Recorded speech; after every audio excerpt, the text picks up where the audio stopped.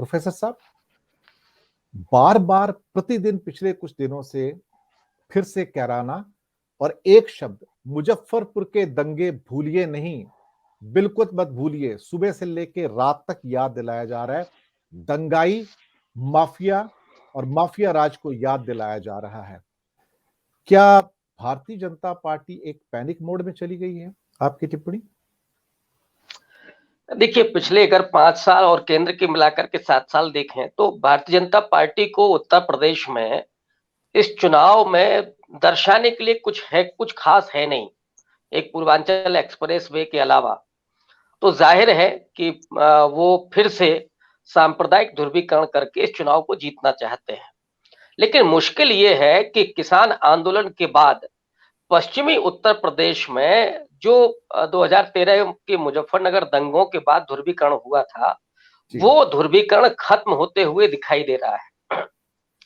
और हम लोगों ने देखा कि राकेश टिकैत ने मुजफ्फरनगर में ही जो महापंचायत की थी और उसमें जिस तरह से उन्होंने हर हर महादेव और अल्लाहू अकबर के नारे लगाए, उसके बाद तो माहौल एकदम से बदला हुआ नजर आया कि लोगों में विश्वास बहाल हुआ।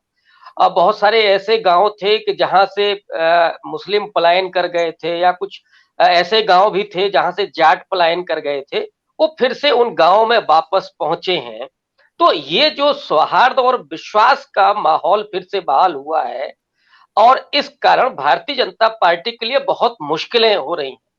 लिहाजा वो फिर से जो सौहार्द है उसको दरकाने की कोशिश कर रहे हैं, और इसलिए उनको कैराना याद आ रहा है। जबकि कैराना के बारे में हुकुम सिंह खुद कह चुके हैं कि जो पलायन हुआ था उसका कारण जो हमने पहले बताया था वो नहीं था, और जो तादाद हमने बताई थी वो भी सही नहीं थी।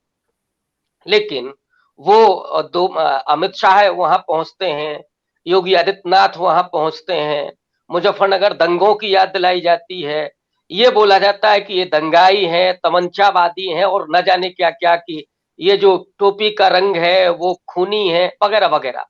इस तरह की संस्कृति और खास करके राजनीति में पहले कभी नहीं देखी गई। लेकिन मैं समझता हूं कि ये एक संस्कृति रही है। अब वो पार्टी उस समय सत्ता में नहीं थी, मेन स्ट्रीम में नहीं थी, तो इस तरह से वो उभर करके नहीं आई थी। लेकिन मैं याद करता हूं अतीत को, तो गांधी जी जिस समय पाकिस्तान को 55 करोड़ रुपए देने के लिए जो सत्याग्रह कर रहे थे दिल्ली में, उस दरमियान जो उनके पास चिट्ठियां जा रही थी, जो उनको टेलीफोन किए जा रहे थे, उसमें आमतौर पर एक वाक्य होता था कि अरे बुढ़ा तू मर क्यों नहीं जाता, जिसे हम आज ट्रोलिंग कहते हैं। वो एक किस्म की ट्रोलिंग गांधी जी की उस समय हो रही थी। और उसके बाद 30 जनवरी 1948 को जो हुआ वो पूरी दुनिया ने देखा कि और वही संस्कृति है जो गाहे बगाहे बीच में दब गई थी, अब वो खुल करके हरिद्वार में जो धर्म संसद हुई और उसमें किस ढंग से बोला जा रहा था, या गाजियाबाद में जो एक सभा हुई थी उसमें क्या बोला जा रहा था, मैं तो उन अल्फाजों को है दोहरा भी नहीं सकता। या दिल्ली में जब चुनाव हुआ तो उस समय जो अनुराग ठाकुर है वो किस भाषा का इस्तेमाल कर रहे थे। तो ये जो सांप्रदायिक जो भाषा है, जो आक्रामक भाषा है, और नौजवानों के भीतर जो आग लगाने की जो प्रवृत्ति है, वो आखिर देश को ले कहां जाएगी। सवाल ये जो नौजवान जो आज तमंचा लहरा रहे हैं, जो गोली मार रहे हैं, उन्हें तो वास्तव में विश्वविद्यालयों में होना चाहिए था, उन्हें तो पढ़ाई लिखाई में होना चाहिए था, उन्हें कहीं नौकरी में होना चाहिए था। लेकिन बजाय वो उसके जो अपराधीकरण किया जा रहा है नौजवानों का, वो इस देश के लिए बहुत ज्यादा दुर्भाग्यपूर्ण है। लेकिन एक पार्टी सत्ता में आने के लिए क्या क्या कर सकती है, ये हम देख रहे हैं, हमारा समय उसका साक्षी हो रहा है।